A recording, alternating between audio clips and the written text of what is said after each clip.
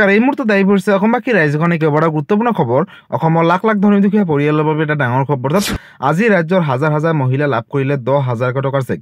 কিন্তু এই টকা কোনে কোনে লাভ কৰিলে, কিহৰ বাবে দিলে, সবিশেষ জানিব। লগতে যিসকল মহিলাই অৰুণোদয়ৰ জৰিয়তে টকা লাভ কৰিছিলে বা যিসকলে পোৱা নাই তেওঁলোকলৈ নতুন এটা আপডেট দিছে। লগতে ৰেচন কাৰ্ড থাকিলে সুখবৰ, কাৰণ ৰেচন কাৰ্ড থাকিলে অকল বিনামূল্যে চাউলে নহয়, তাৰ উপৰিও নতুনকৈ কেইবাটাও সামগ্ৰী লাভ কৰিব। লগতে PM কিষাণ যোজনা 21 নম্বৰ কিস্তিধনক লৈ নতুন এটা আপডেট আহিছে। অৰ্থাৎ 21 নম্বৰ কিস্তিধন কেতিয়া দিব আৰু কোনে কোনে লাভ কৰিব। লগতে 21 নম্বৰ কিস্তিধনৰ টকা 4,000 দিব নে 2,000 টকা দিব, নতুন এটা আপডেট আহিছে। গতিকে ভিডিঅ'টো সম্পূৰ্ণ চেষ্টা কৰক, ভালদৰে বুজি লওক। তো বলক ভিডিঅ'টো আৰম্ভ কৰোঁ। আৰু আজিৰ প্ৰথমটো খবৰ হৈছে ৰাজ্যৰ লাখ লাখ পৰিয়ালৰ বাবে এটা ডাঙৰ খবৰ, নতুন এটা আপডেট আহিছে। আপডেটটো চাই লওক। আজি মুখ্যমন্ত্ৰী ডক্টৰ হিমন্ত বিশ্ব শৰ্মা নগাঁৱত উপস্থিত হৈছে। 26,000 প্লাছ মহিলাক দিব 10,000কৈ টকাৰ চেক। উপহাৰৰ টোপোলালৈ নগাঁৱলৈ মুখ্যমন্ত্ৰী ডক্টৰ হিমন্ত বিশ্ব শৰ্মা। অৰ্থাৎ লাখ লাখ মহিলাৰ বাবে এটা সুখবৰ। 26,685গৰাকী মহিলাই লাভ কৰিব 10,000 টকাৰ চেক। লগতে মুখ্যমন্ত্ৰী মহিলা উদ্যমিতা আঁচনিৰ চেক বিতৰণৰ বাবে হ'ব উপস্থিত মুখ্যমন্ত্ৰী ডক্টৰ হিমন্ত বিশ্ব শৰ্মাই। নগাঁৱৰ মাজমজিয়াত আৰু কেইবাটাও কাৰ্যসূচীত ভাগ ল'ব মুখ্যমন্ত্ৰীগৰাকীয়ে। লগতে নগাঁৱৰ SBI সন্মুখৰ পথছোৱা গৌৰৱ পথ হিচাপে নামাকৰণ কৰিব মুখ্যমন্ত্ৰীগৰাকীয়ে। লগতে যুটীয়া স্বাস্থ্য সঞ্চালকৰ কাৰ্যালয় কৰিব উদ্ভাৱন আজিৰ দিনটোতে। গতিকে ৰাজ্যবাসীৰ বাবে এটা ডাঙৰ খবৰ। 10খন স্কুলত মুখ্যমন্ত্ৰীয়ে মুকলি কৰিব ছুইমিং পুল। গতিকে এইটো এটা ডাঙৰ আপডেট আছিলে। আৰু আজিৰ পৰৱৰ্তী খবৰটো হৈছে যিসকল মহিলা অৰুণোদয়ৰ পৰা বঞ্চিত হৈ আছে বা অৰুণোদয় ধন প্ৰতিমাহে পাই আছে, তেওঁলোকলৈ নতুন এটা ঘোষণা কৰিছে মুখ্যমন্ত্ৰীগৰাকীয়ে। আপডেটটো চাই লওক। আপুনি অৰুণোদয়ৰ নতুন হিতাধিকাৰী নে পুৰণি হিতাধিকাৰী? পুৰণি হিতাধিকাৰীসকলেও ধন কণ্টিনিউ পাই থাকিবলৈ কেইবাটাও কাম কৰিব লাগিব। নতুন এটা আপডেট আহিছে, আগলৈ চাওক। আপুনি অৰুণোদয় আঁচনিৰ নতুন হিতাধিকাৰী নে পুৰণি হিতাধিকাৰী? পুৰণি হিতাধিকাৰীসকলে ধন কণ্টিনিউ পাই থাকিবলৈ কৰিব লাগিব কেইবাটাও বিশেষ কাম।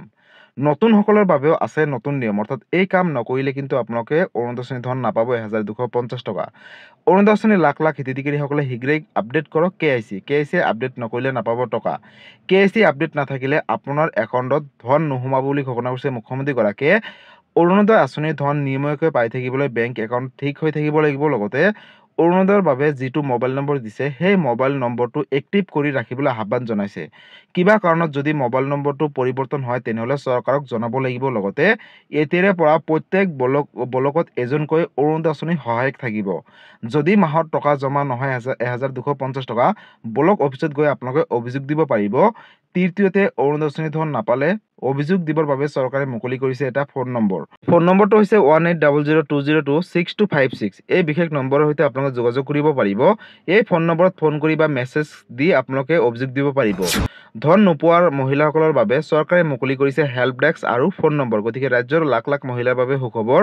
আৰু ৰাতিপুৱা 10 বজাৰ পৰা সন্ধিয়া 6 বজাৰ ভিতৰত আপোনালোকে এই নম্বৰত ফোন কৰিব পাৰিব। ৰাজ্যৰ বিত্ত বিভাগে মুকলি কৰিছে নতুনকৈ এই হেল্পলাইন নম্বৰটো। গতিকে ৰাজ্যৰ লাখ লাখ মহিলাৰ বাবে এটা ডাঙৰ খবৰ। অৰ্থাৎ যিসকল মহিলাই অৰুণোদয় ধন প্ৰতি মাহে 1,250 টকাকৈ পাই আহিছিলে বা যিসকলে পোৱা নাই, তেওঁলোকে যদি এই তিনিটাকৈ কাম কৰে তেনেহ'লে লাভ কৰিব প্ৰতি মাহৰ 10 তাৰিখে 1,250 টকা। যদি আপোনালোকে এই কামখিনি নকৰে তেনেহ'লে কিন্তু অৰুণোদয় 3.0 পৰা বঞ্চিত হৈ থাকিব যোগ্য হিতাধিকাৰীসকল হ'লেও। কাৰণ চৰকাৰে এই টকাটো DVD যোগে প্ৰেৰণ কৰে, তাৰ বাবে বেংকৰ লগত আধাৰ কাৰ্ড লিংক থাকিব লাগিব। লগতে বেংক একাউণ্টটো আপোনালোকে আপডেট দিব লাগিব। অৰ্থাৎ KIC খিনি পূৰণ কৰিব লাগিব।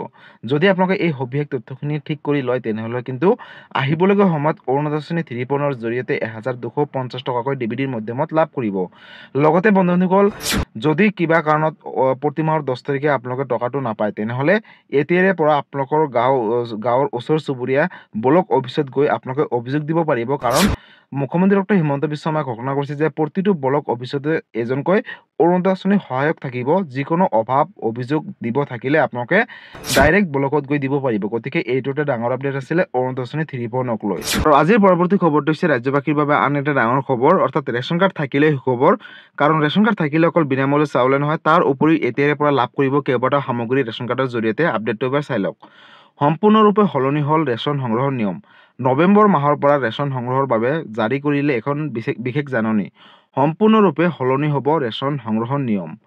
নৱেম্বৰ মাহৰ পৰা ৰেচন সংগ্ৰহৰ বাবে জাৰি কৰিছে বিশেষ জাননী। গতিকে ৰাজ্যৰ লাখ লাখ ৰেচন কাৰ্ডৰ গৰাকীৰ বাবে এটা ডাঙৰ খবৰ। চাই লওক নতুনকৈ কি নিয়ম আনিছে চৰকাৰে, অৰ্থাৎ কি নিয়ম আনিছে।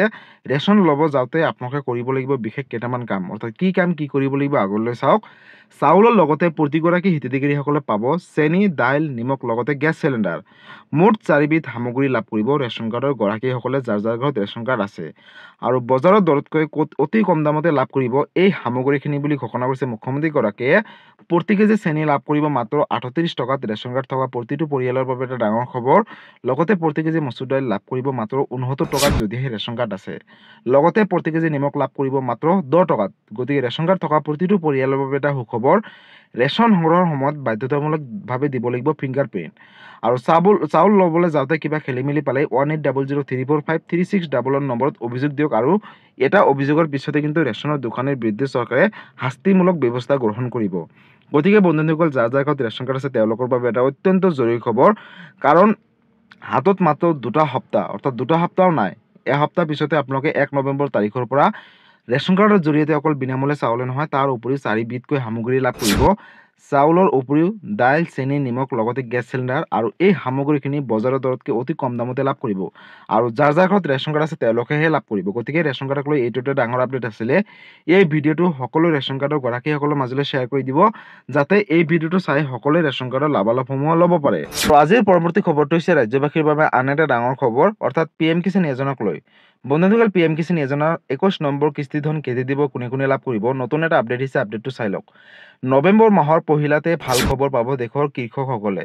PM কিষাণ যোজনাৰ অন্তৰ্ভুক্ত কৃষকসকলৰ বাবে এটা ডাঙৰ খবৰ। কাৰণ PM কিষাণ যোজনাৰ অধীনত 21 নম্বৰ কিস্তি ধন ল'বলৈ সাজু হওক আপোনালোকে। দেশৰ লাখ লাখ কোটি কোটি কৃষকৰ বাবে আহি গ'ল এটা অৱশেষত ভাল খবৰ। নৱেম্বৰ মাহৰ প্ৰথম সপ্তাহতে ধন লাভ কৰিব কৃষকসকলে 21 নম্বৰ কিস্তিৰ টকা।